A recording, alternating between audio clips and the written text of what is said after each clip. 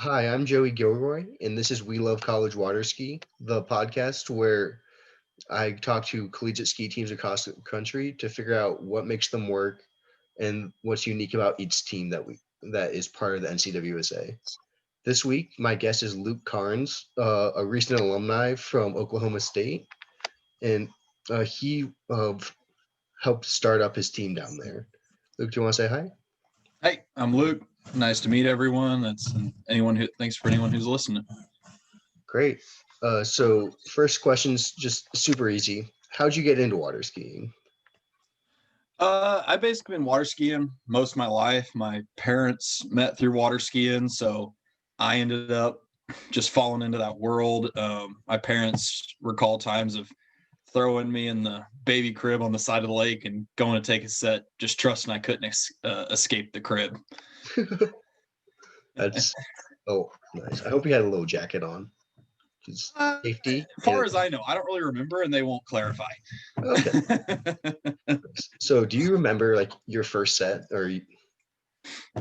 Yeah, it was a set of those. They're the trainer, the little board that's tied together at the front, and we put a little wooden ramp in the water that was like flat with the water surface, so that the boat could just take off and you'd just be going already. Cool. And I was like probably 4 when I did that. Oh wow. Yeah. Oh, I always hear stories. Have you seen the news story about the barefooters who like had their? I think they had just under 2-year-old daughter like out skiing. Yeah. Yeah. So that's pretty much the way my family and our little group of people run here. Is the moment they can walk is the time they get to try water skis. Great. And did you? So I noticed that you're a solid slalomer. Did you expand out to the other 2 events? I did. I still kind of suck at both of them. I'm not that good. Slalom's definitely been like the one I've always worked on. Trick at being 6'3" and not the lightest person in the world definitely does not help. And then jump, I mean, I can get some decent distance like over the 60 mark. I'm just having a partial issue with the landing part of it. Oh yeah. I just finished up talking with Dayton the other day, and his team's motto was "We're a team of jumpers and not of landers." And I thought that was the funniest thing. That's pretty much describes my jumping experience. I know a lot of the people that run that are officials in our region, and so I'll oftentimes ask them before I go jump, hey, mark just write down like on your arm or something what the fall distance is, and the furthest fall distance I've had is like 71 feet. That's great. That's insane to me because I also had that because one of my friends was in the boat when I was going. My furthest fall is also 71. Oh dang! So that's pretty awesome. Oh yeah, it's the most disheartening thing. Because that for me, that was like an 11-foot BB. Oh yeah. Yep. Yeah, for me, I've got a 65-footer off of a plop. Strangely, nice. I just hit the ramp at, a 32 or whatnot, and just kick the heck out of it with a tailwind, and somehow they said I got 65, and I'm gonna take it. Oh, absolutely. So I brought you on here tonight because I wanted to talk to you about like the process that went into starting a team. So when did you decide to start a team at Oklahoma State? So it all started with I was actually at one of our close friends, basically the lake where I learned to ski, where I first took off on that little wooden ramp. And it was our my friend, like the people that own the place, my parents, like best friends. I'm great friends with their son. And she mentioned, his mom mentioned to me, goes, yeah, there's this one kid that always is in our skiing circles from little town in Oklahoma, and he's going to OSU, and he's a pretty good skier, so maybe y'all should try, at least skiing together, maybe starting a team. And so she gave me his grandpa's number because that's the only number she had. So I ended up calling his grandpa and getting connected with him through that. And then we just kind of started looking around, going to talk to intramural leagues and stuff like that at the school to see what it took to like become an intramural sport within the school. Okay. And what did it take for Oklahoma State? So this is probably something. It's our story's kind of interesting because we've actually never been officially recognized by the school, if that makes sense. Mm-hmm. So when we got it there, we want to start our own team, and so we went in like, what's it take to start a club? And they told us it takes a total of 14 people to actually start a club. Mm-hmm. You have to have 14 people signed up with student IDs to start the club. They don't have to participate. They just have to be on the roster. Yeah. And so we tried to get that, and we actually got it at one point. And it was just me, like, literally going around to my like couple of buddies in class and just going, can you just put your name in on this with a student ID number? I just need it to start the club. And we basically got it going, but then there was a conflict because the wakeboard club at the school, which had been around for a while, had named themselves the Wakeboard and Waterski Club. And so when we were trying to start the Waterski Club, they were like, well, we can't have two teams or two clubs of the same name. Y'all should start talking. And we're like, oh, that's awesome. Like, let's go talk to them and figure it out. So we tried to kind of join forces with them and like basically just join the club and then just set up other events. But what ended up happening was the wakeboard club really wanted us to pay their full dues, which at the time they were trying to buy a new boat. So they were making you pay all your dues and then also pay for everything on the side. Mm-hmm. And so basically all the dues were going toward their boat. And we didn't agree with that because we weren't going to be using their wakeboard boat. And it ended up causing this feud that ended up just becoming our whole issue up there. Was they basically just tried to get rid of us at every corner. Mm-hmm. And what didn't help was the advisor of that team was the head of the intramural leagues. Oh, okay. So she didn't care about us at all. Did not help us in one bit. Kind of let the wakeboard team do what they do. Mm-hmm. And eventually they actually did let us like join with, just so that we could be part of the whole system. Gotcha. And compete with an OSU name. Mm-hmm. That's too bad. Yeah, it really was a kind of a stinky situation. And what didn't help was the fact that Oklahoma is in the middle of nowhere, kind of like a Kansas or something like that, except for the fact that a lot of the Kansas schools have ski lakes somewhat nearby them. The closest ski lake to OSU is an hour away, easy. Oh, yeah. So really did not help our case with that. Mm-hmm. Yeah. I know, like for my school, when I was in Cincinnati, there was some tension like that between wakeboard team and a ski team and our ski team. It never got that bad, but it was basically, I'm sure you've seen it, where people get super snobby about like trick skis, not wakeboards. Like yeah, and so instead of it coming to a head where it's like, oh, like just kick them off campus, we separated into two different entities. Yeah. And since then, it's come back together.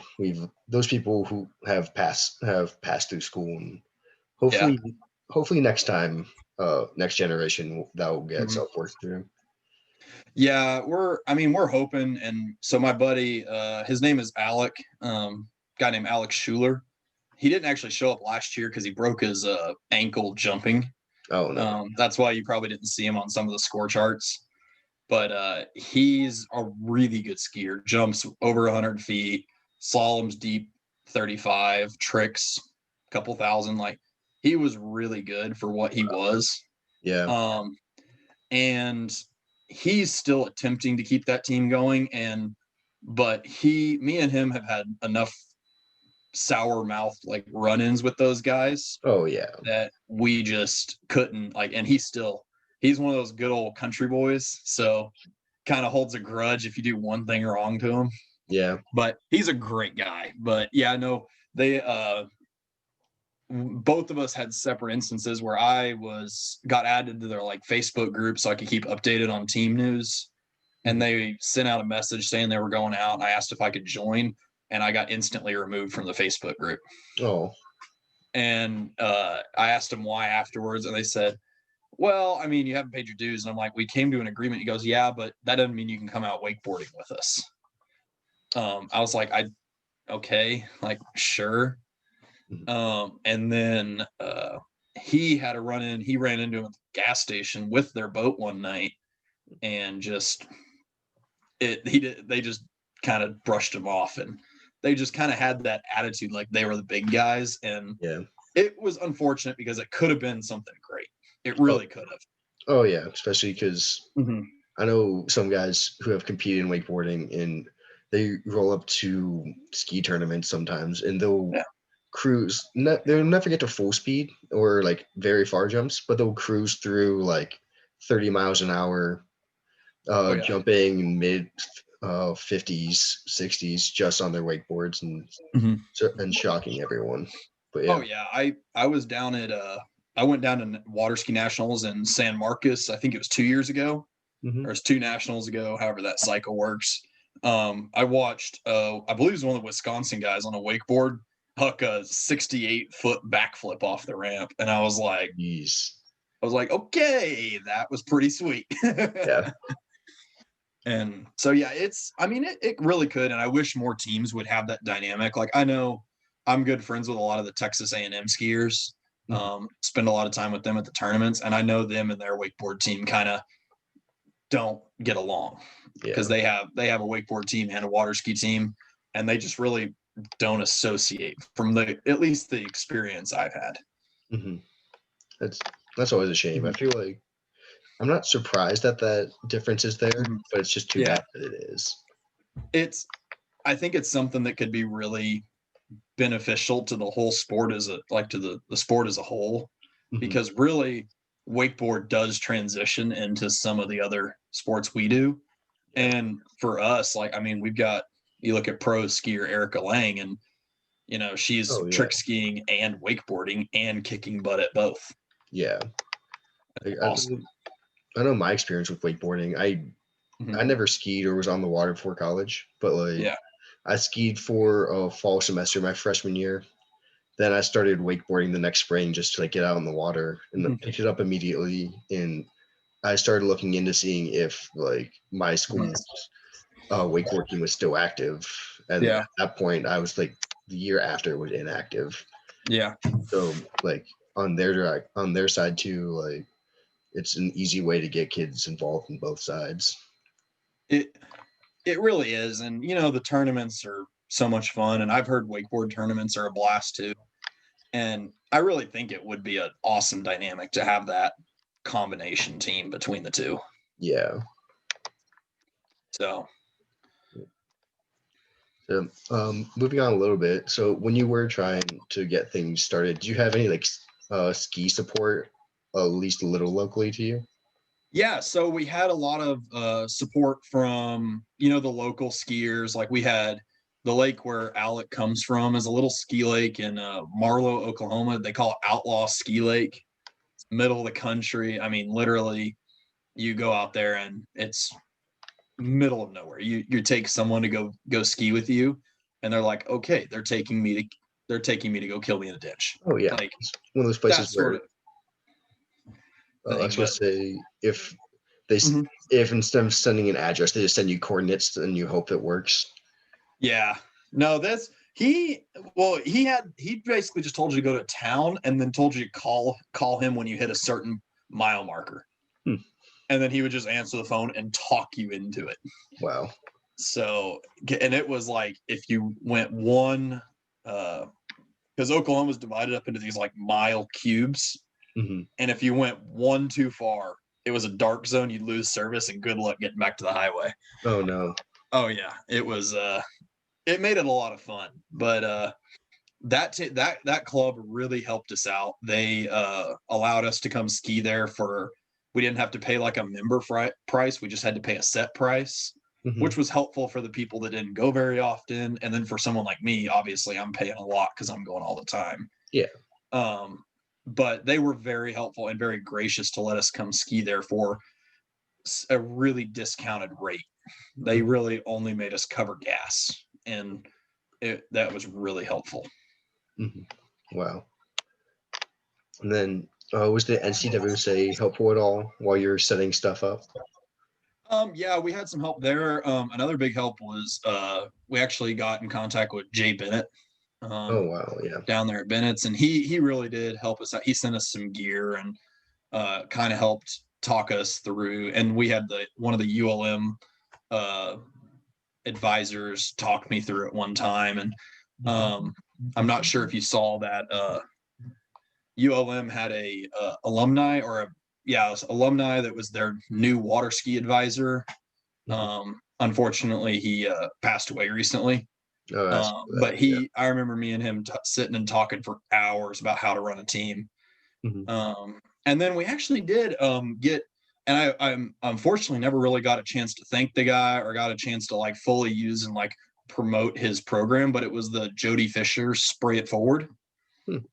I reached out to him and he sent me a box full of gear and asked me just to promote it and all that stuff. And really at that time, like we just like could not get the like drive at the school to really make it a team.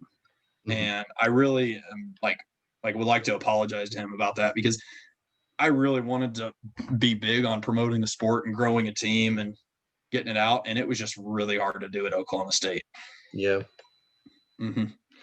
So what advice did Woody give you for building a team? It was a lot of connect with people, just, get with people. Don't necessarily just try to like get someone and take them straight to the lake. Like, don't take them and just say, let's go, let's get out there. It was, he was recommending like, just take him, go get if he's old enough or he or she are old enough, just go get a beer with them. If they're not, just go take them to dinner. Just build up the social side of it, because really what a team is a social environment that just happens to ski. And really where we were, like the fact we didn't have a lake close by and it was a long drive, man, you just had to like build up that social side of things, because you'd build up the social side enough to convince someone to get in the car with you for 8 hours to a tournament. And then you get there, and after they experience it, it's the best thing in the world to them. Oh, absolutely. But until then, it's just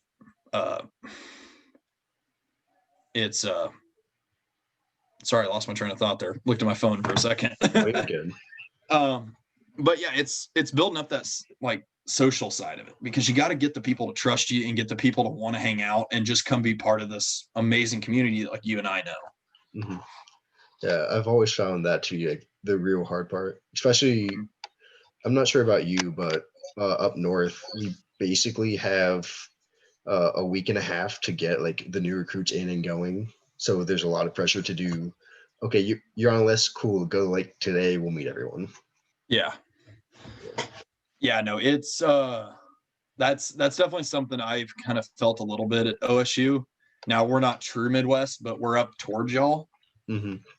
So I know, like, the Aggies, they ski year round. They like put their boat away for a day or two and then they get it back out and they keep going.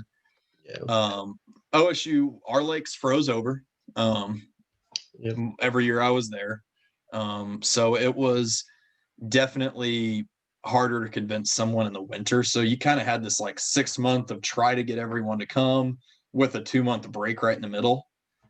And then in the winter, it was like, hey, come hang out with us. Like, we go water ski. Obviously, it's too cold right now. And eventually, you like maybe convince one person to come.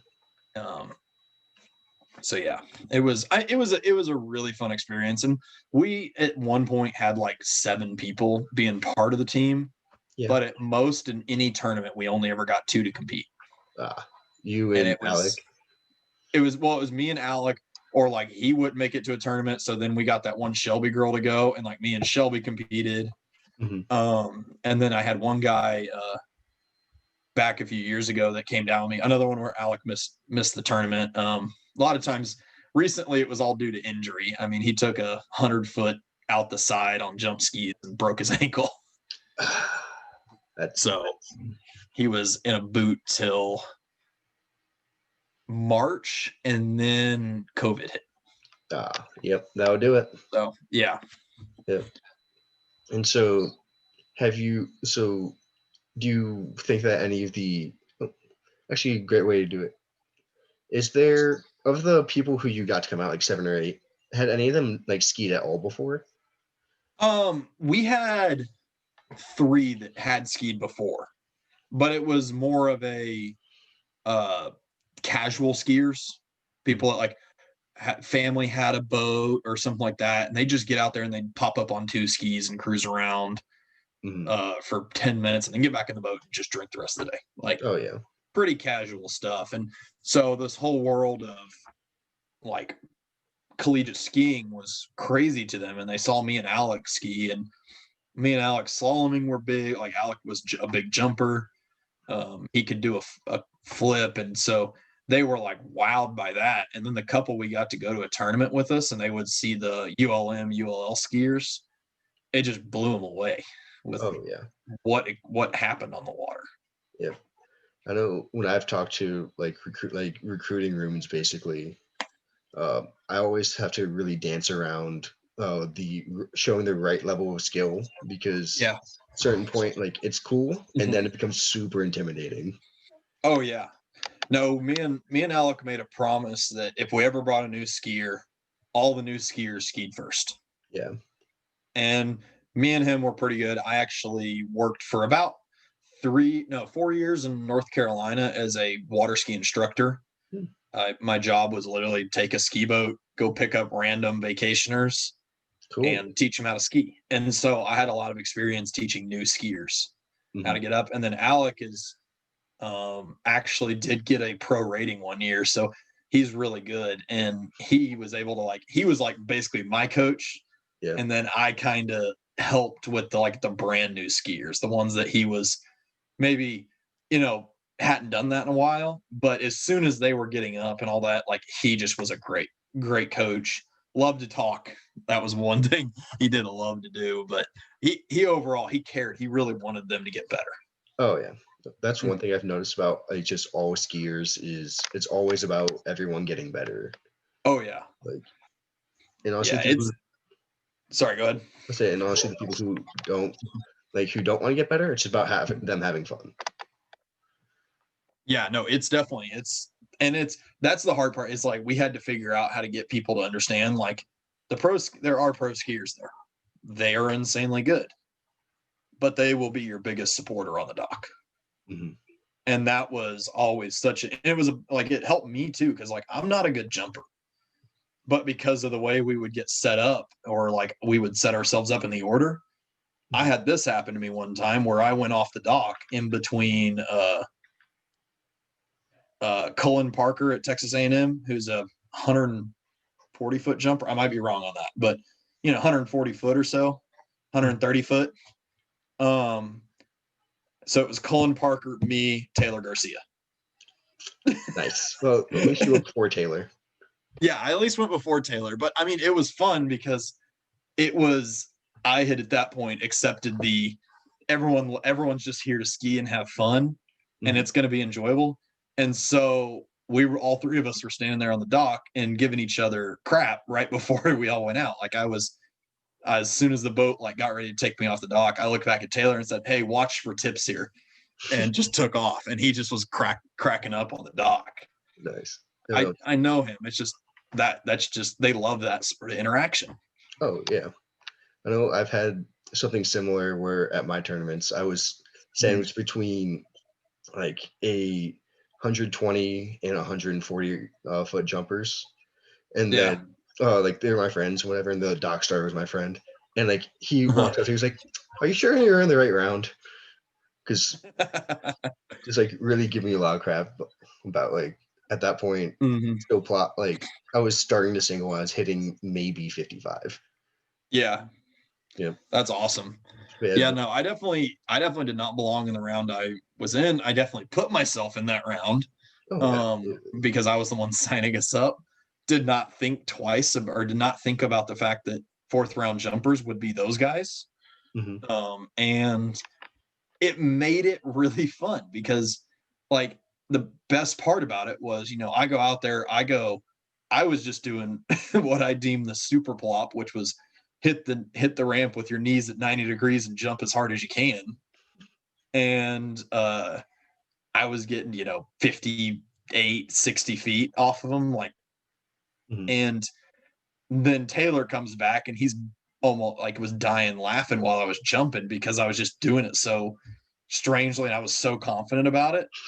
And then I would go skiing back up to the shore and then he would go jump and, jump 160, 170, ski in. And then we'd walk back together and he'd give me pointers on how, maybe try single cutting, dude. You're really going to find it a lot easier. You're going to land easier.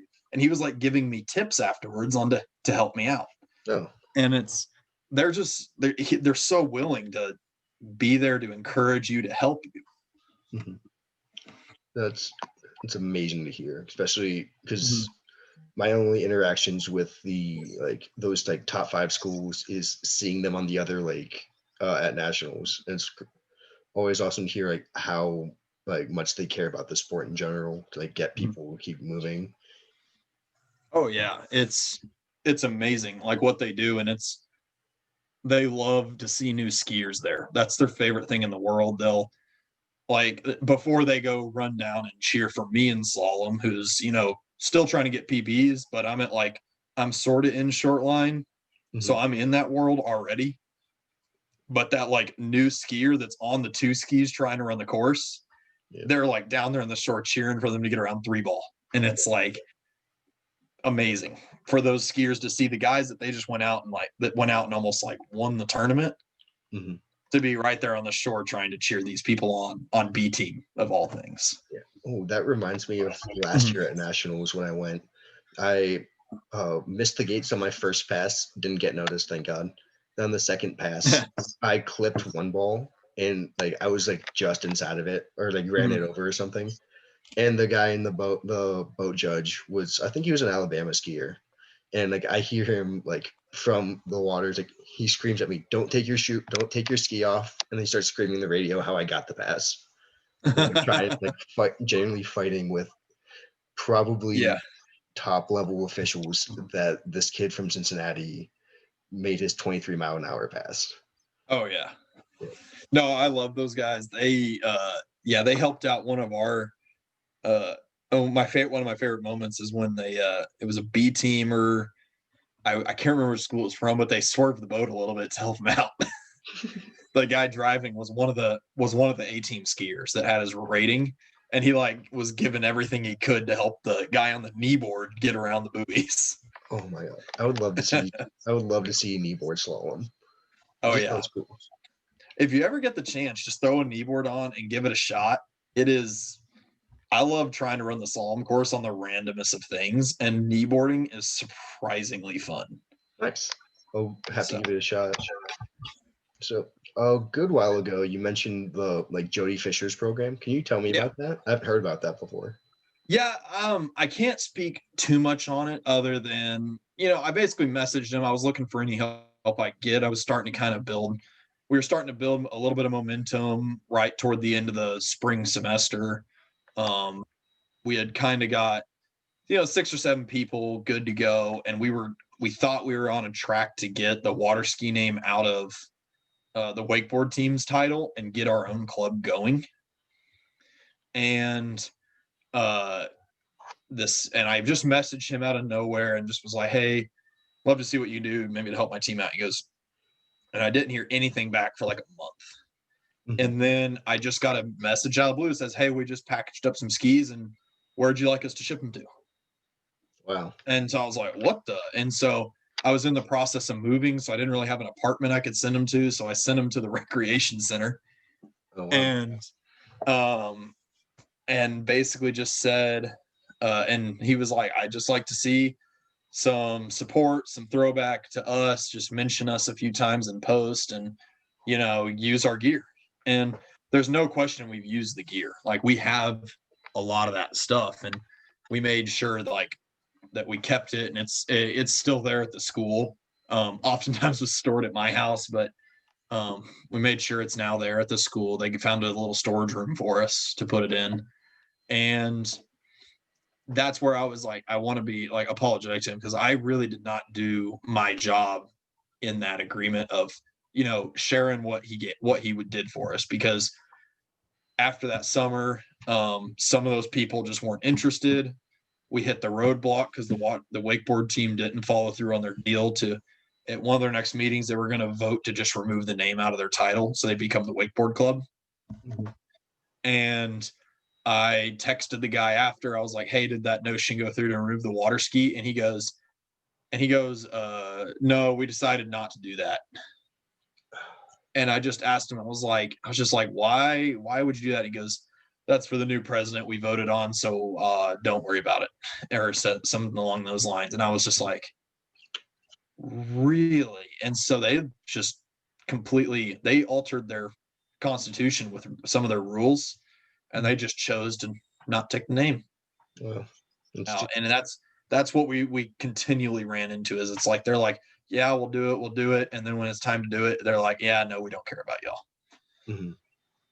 And I'm not sure if it was an ego thing or what, but it just really it hurt us and made it to where really we competed for the team the entire time we competed for the team. And as we continue for now, or as the team continues up there for now, it'll be it's kind of like under the radar. It's like we're using OSU's name, but OSU really doesn't recognize us.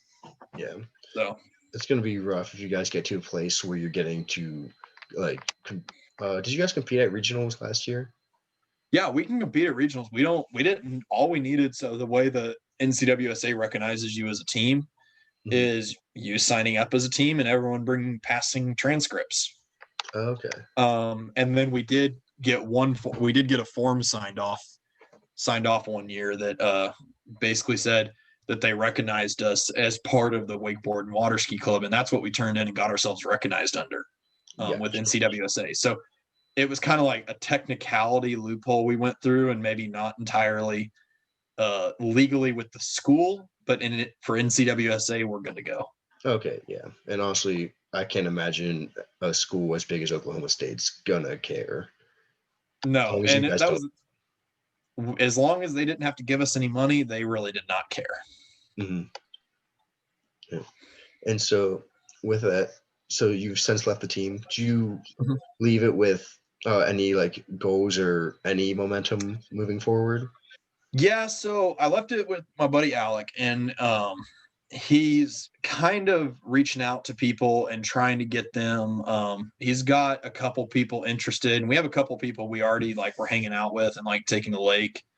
But it's that whole momentum, and now with COVID, it's even harder. But it's just to, I told him basically the goal, all you need to do is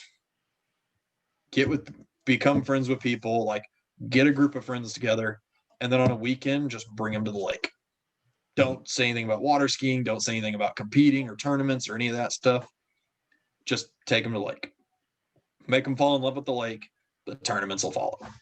Okay, cool. And so hopefully he does. I'm hoping he can grow it. I've offered to help out in any way I can from an alumni role.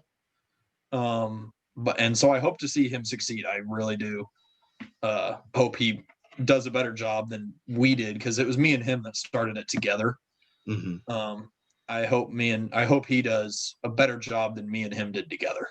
Yeah. So yeah.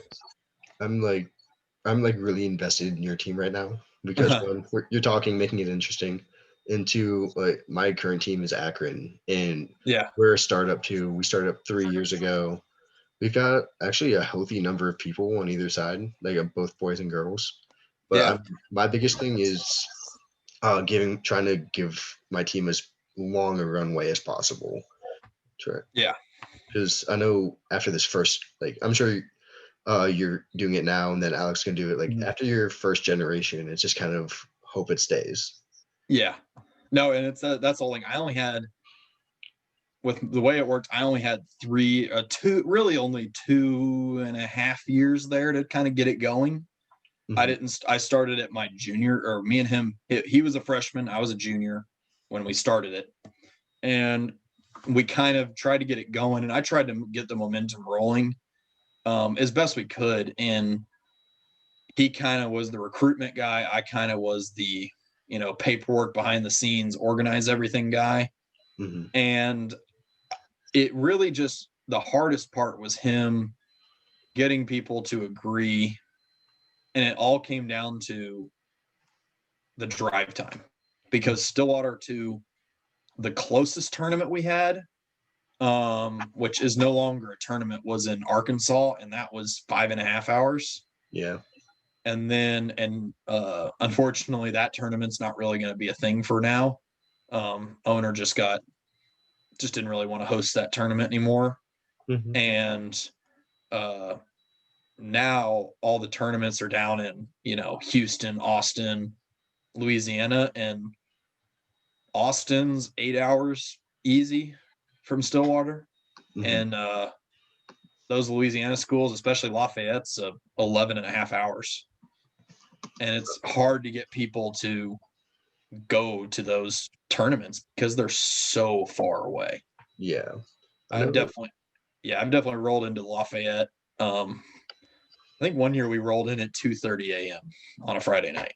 Jeez. I know that I'm not sure where OSU is for you, but Kansas and Missouri both host tournaments. That might be something to look into. Like, yeah, we actually did. Midwest. We did go to a spring Kansas tournament up there at, what's it? It's near Kansas, not Kansas State. Mm-hmm. I can't remember which lake that is, but it was actually cool because we ran into some Nebraska guys and met some Nebraska guys there, some Kansas guys there, and some of those guys have come down to Texas and skied with me, actually at this lake where I'm sitting right now. Cool. I got some of the Nebraska team to come down and hang out with me for a week. Mm-hmm. But that was a fun tournament. It was definitely different with Midwest. Midwest tournaments are different than South Central, sure. You're the only person who I might talk to who has done like multi-regions. Like, what did you think was like different about them? How'd they compare? So I've been told the Kansas tournament we went to, it was in April, I want to say, and it was easily the coldest tournament I've skied in. Mm-hmm. When I was jumping, the air temp was 51 and the water temp was 49, I want to say. Horrific. It was terrible. And it was I think it was the Midwest first tournament of the year. Mm-hmm. I'd already skied in 2 tournaments by the time I went up to that one. Mm-hmm. Going south, we had gone to our first tournament of the year, which is in Houston, which means it's nice and warm. Yep. But we went up there and it was crazy cold, but it really was a lot of fun. And the difference is it's really kind of in the people. The Midwest is everyone kind of just, congregates, hangs out. And I know it wasn't like the crazy Midwest tournament. Apparently it was a pretty chill one. Different games are getting played at night, and the atmosphere during the day is just kind of more friendly and chatty, and everyone kind of just sits around and hangs out. South Centrals definitely tend to be, at least at night for me, they were a little wilder. Part of that probably was the fact that down here it's warm at night, and up in Kansas that night I think it got down into the low 40s, so everyone was like huddled into one little tent. Oh yeah, sure you could look over and see like 5 or 6 lamps and tents packed with people. Oh yeah, well, so they had like one of the boat garages open and like had everyone like going in there. But I mean, the similarities is the amount of like friendliness that goes on between everyone. Same thing up there as it is down here. Everyone's friendly, everyone's welcoming. It's awesome. There's just an energy that's a little different. Mm-hmm.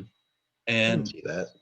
Yeah, I just don't. And I feel like up there the one thing I noticed up there is it seemed like, the college kids were focused on having fun and having a great tournament, and the kind of the adults and supporting alumni were the ones kind of running the tournament. Mm-hmm. And down here a lot, what I see is, you have your couple senior officials that are adults and stuff.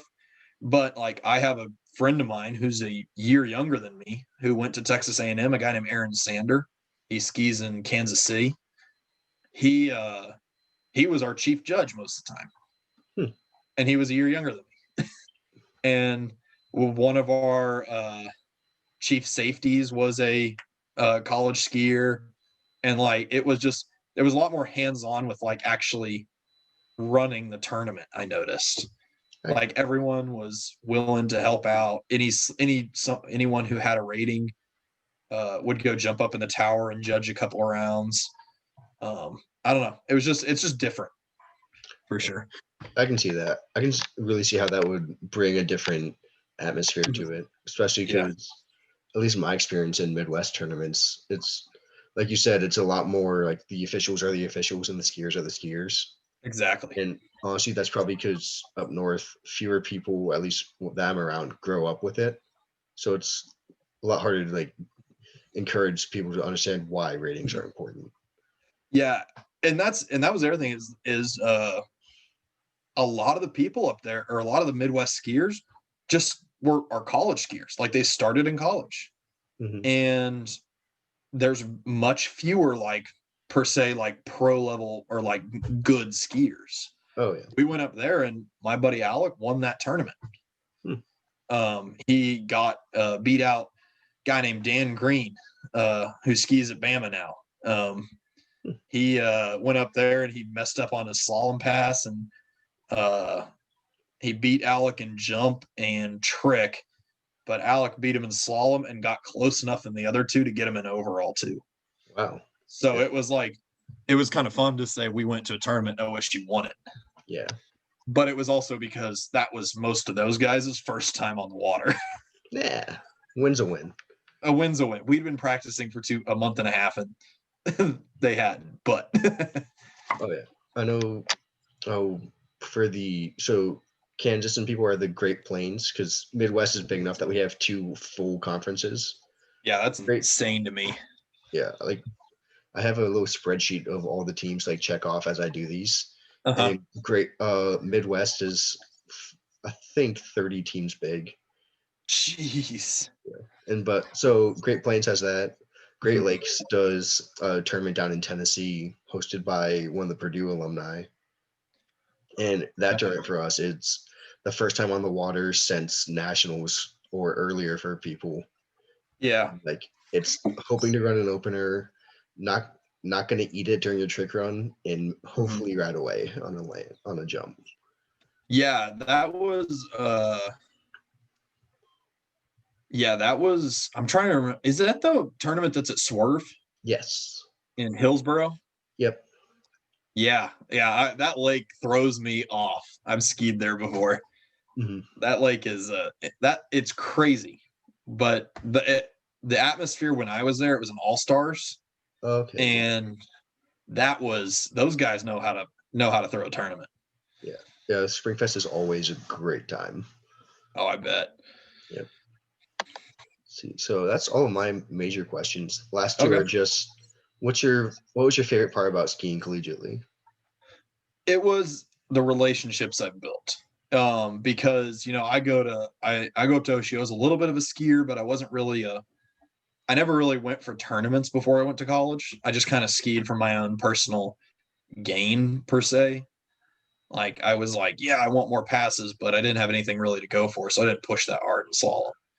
College kind of helped me push that, and then connected me with all these people, and so now I literally travel all over the state, like, and I can call up pretty much anyone at any ski lake and go ski with them. And it's just based on the fact that you're all college skiers. You make friends with one guy, and he knows a guy, and this guy knows a guy, and you can just like, it's just the relationships that are around you now, and the lifelong friends you made. Like my ski friends are my real friends that I go hang out with and like do crazy trips or events or any of that stuff with. Yeah. So that's the one thing I feel really bad for anybody who's joined a collegiate team in the last like year. They're not gonna they're gonna have that, but it's not gonna be nearly as the same as the experience of showing up the September of your first year of college into like whatever craziness a ski tournament is, and then just like getting hit with the wall and loving it after. Oh yeah. It was just, for me, it was the insane like I remember rolling in. I think we came in at 10:30, like because I didn't really know college skiing. My buddy did. And he told me I gotta go to this tournament. I gotta go hang out with him. We're going to Austin, Texas to go ski at Frame Switch Ski Lakes. And I was like, I don't know if I should do this. I've got a lot of school to do, but you know what? Screw it. Let's go give this thing a shot. And we rolled in there at like 11:30 at night as Grandpa hit their RV down. So we rode down with him in the RV. And we pull up, and there's already a huge amount of people just having a good time right there. And it's the way the lake is set up is there's two lakes side by side with the peninsula going down the middle of them. And so we drove down that peninsula, and everyone was parked on the peninsula that was no more than 40 feet wide. Oh, yeah. And so you have, or 50 feet wide. So you have like, 60, 70 cars, just as many tents, all this stuff just crammed on this little tiny peninsula with about 100 people. And I was just like, these people are nuts. I don't even, like, what did I just get myself into? And next day I skied terribly. I fell at 2-ball and didn't even run my opener. I got up on a trick ski and rode down the lake long enough to fall on a back. And I didn't even jump. But just being there just for that weekend was like, I need to do this more. So then we went to the next tournament and the next tournament and just kept going. And over time I built up relationships, and like I got to be really close with the Texas A&M team to the point where I still go down and ski at the Aggie Lake, and some people don't even know I'm not on their team.